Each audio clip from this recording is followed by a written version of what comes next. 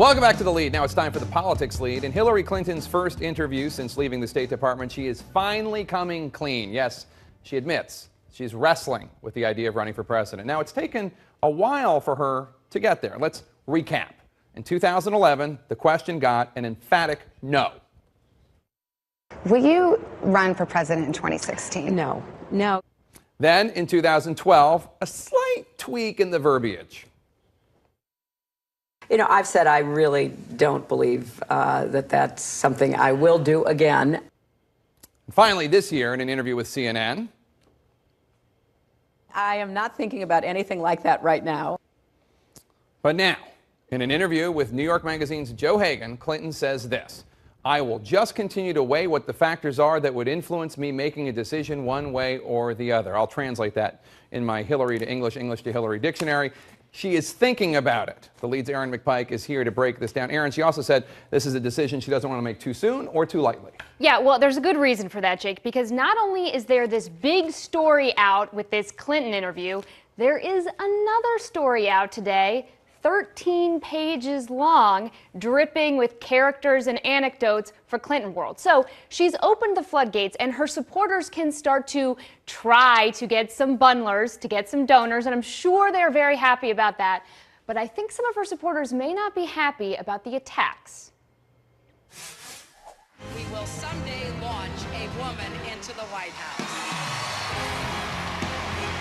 The Ready for Hillary Super PAC will release this video on Wednesday, a sort of celebration for the group as Hillary Clinton confirmed what they've been hoping for. She's considering a second run for the White House. Does this have the effect of really shutting down Democratic donors in terms of other potential candidates? The honest answer is I don't know. It might. There's enormous support for any potential Hillary candidacy. Enormous. Of course, now she'll have to gird herself for another onslaught of attacks.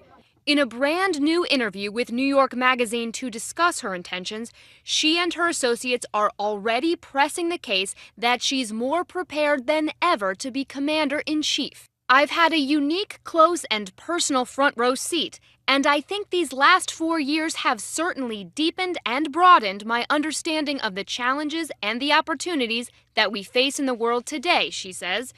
Because as Secretary of State, she gained experience she didn't get as a First Lady or a Senator, like pushing to overthrow Libyan dictator Muammar Gaddafi, strengthening sanctions on Iran, and cutting a deal between Israel and Hamas.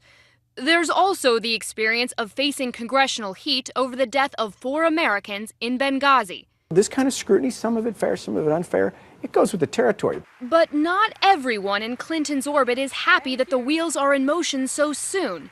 Here's a glaring example why. Another magazine cover making news, this one detailing how a single longtime aide to Bill Clinton, Doug Band, creates headaches for the family because the firm he founded, Teneo Holdings, is rife with conflicts of interest.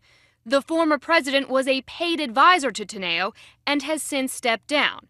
Clinton's Republican critics say it's politics as usual for the once and maybe future First Family. The New Republic article points to 2 trends that have followed the Clintons as long as they've been in politics. The first is that they are addicted to drama and have internal campaign dysfunction and infighting. And the second is they just can't help themselves but give political favors to their cronies. Clinton World is sprawling. There's no shortage of people or issues to probe.